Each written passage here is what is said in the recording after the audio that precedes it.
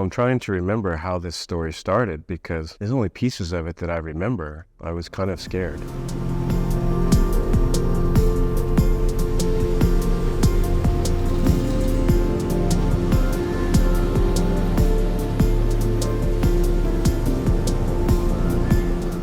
Hi, I'm Michael Joy. Welcome to another Absolute Joy story, a long short story. However, it's funny to have a title that doesn't commiserate with the actual actions of the story. There's two kind of things that happen back to back, and they have to do with my naivety of both Chicago as a city and the demographics, and naivety of being in a place that other people didn't think I belonged and places that I didn't belong. So it starts like this. Before art school, I grew up in Arizona. At the time, in the late 60s, 70s, extremely not diverse. It was kind of just a Western town, if you will, and it was before everything was developed. And so I was not around anybody else other than a bunch of other white people. The kid that was like this freaking bubble. And when I came to art school, I was blown away by how dynamic the population was. All of a sudden, I was in the middle of a global population. I had European friends. I had people from all over the world. It was a great mash of different types and different faces and different colors and different languages. It was great. And I thought, wow, this is really integrated. And it didn't take long before I saw that as much as they said Chicago was an integrated city, maybe the city was integrated during work hours, but afterwards, the strangest thing would happen.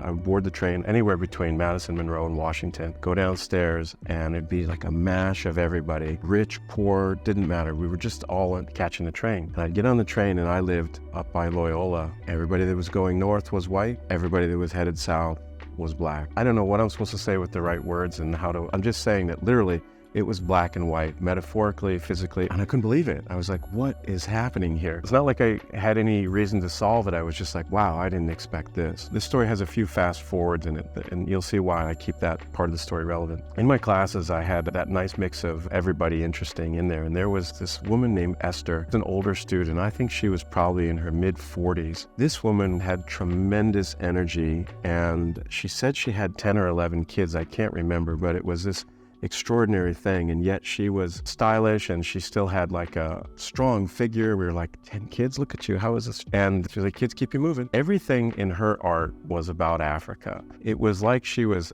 a walking gift shop. I mean, she was making medallions, she was making ceramics, she was doing weavings. Everything was about this Africana pride, if that's the right thing. Now, I think she grew up in Chicago, but maybe the idea of identifying with a particular heritage was more meaningful than identifying with a pretty shitty place to live, I think is what the story was. So Esther and I bumped heads sometimes because I thought, where are your own ideas? Why are you making everything art about the culture? You know, can you do some of that, but bring something new to it, not just these messages? But I was a kid, she was an adult, and I often was out of place in those comments. And we both graduated around the same time, and we were friends. And she said, you know, I'm working with the kids program. Why don't you come and help me on a Saturday? We'll do something with hand casting or something like that. And she made this kids program sound really great. And although it was extremely inconvenient for me, I didn't really have the time after graduation. And so she gave me the address where to meet her. And I thought it was a children's daycare center where the kids go, and it was a facility for just the kids. Again, before GPS, I wasn't really paying attention. And I get in the car and I'm driving to this, 75th something in the expressway. At the time, there were these big housing projects, just one after the other, amidst this barren land. I knew what the housing projects were. It's not like I was that naive, but I was like, man, no one's out walking around. No one's, and I'm like, oh, and then I found the address because all the buildings looked the same. And I kind of drove by it and I'm like, am I going to do this? Am I going to go here? And a white Volvo looking as, nobody there looks like me. And I'm going to go in. This is my friend Esther. This is the kids. I'm going to go do this. I said I would. So I parked and I came around front to the building. The minute I got out of the car, everybody like this, and I come to the front of the building and it was like a jail. They have a turnstile that was metal, and I go through the turnstile, and even the security guard, she was like, help you? I'm like, can I get on the other side of this gate? She's like, yeah. And there's people kind of walking by, and then they slow down and they're like, what's going on with this guy? And I'm like, oh, Esther said there's a kids program or something. And she's like, that way? Okay, thank you. And I was dressed not nice, but okay. And I started walking down this very long hall, and I called it a hall because there were doors on one side, and then it's what would have been open on this side, but it was all gated. They had like fences. This building was like a giant freaking bird cage. There was no way to get out of that hallway. These doors were steel. There was turnstiles and gates that I just came through on that side. I'm like, where am I? So I'm walking down the hall and thinking, okay. And then these guys, 8 or 9 guys, come towards me at the hall, and they took up the hallway. So now I got a fence on this side. I got a wall of not happy looking guys here, to say the least. And they were tough, and they had the gang stuff. And I looked at them. They saw me clearly. They probably saw me the minute I got out of the car. And I'm walking towards them, and they just keep walking towards me, keep walking towards me, keep walking towards me. And I stop, and I took a deep breath. I'm like, hey guys. And then they circle me, around me, and they do that, thing, just like in the movies. And I'm like, seriously? This is how it goes? No one was bumping me or pushing me anything.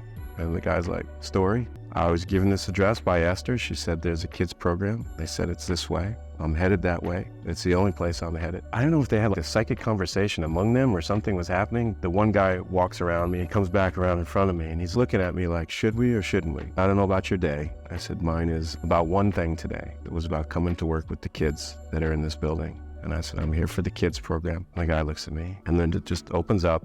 And I just walked to the end of the hallway, and I go into the door, and I thought, oh my God, that was uncomfortable, because Murray had told me how he used to go in the housing projects as a sheriff, and he had a shotgun in one part of his jacket that was shorter barrel than he was allowed to have, and then he had this, and then he had he's like, oh yeah, we used to go in those, but we always knew we were gonna fight. And I was like, oh Jesus. And I opened the door, and it was like another world.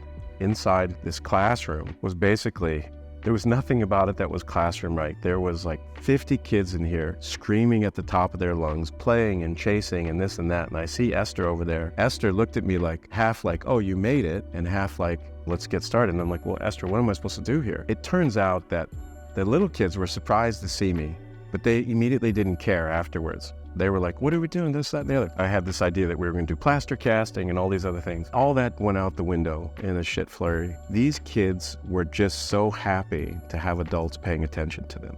They were just so happy that someone was there listening to them. It was a sanctuary, and I realized that's where I was. In this big building, this was the place that the kids could just run around. Their outdoor playground, they had them, but they weren't outside playing at them. So it wasn't about teaching art. It was just about being placed with people who were kind of listening to them yell at them.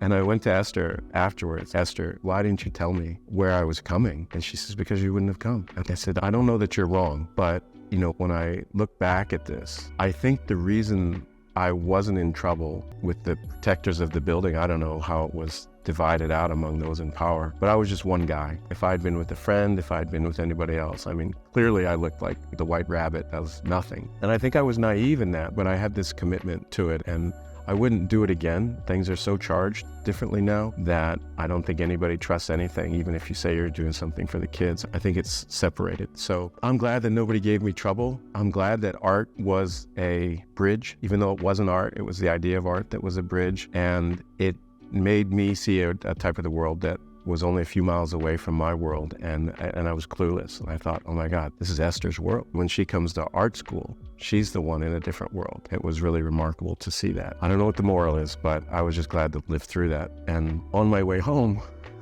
I was driving on the expressway, and I saw a lady pulled over on the side of the road, and I thought her car was broken, but it turned out to be a carjacking. So I went from that into a carjacking, and I'll tell you about that.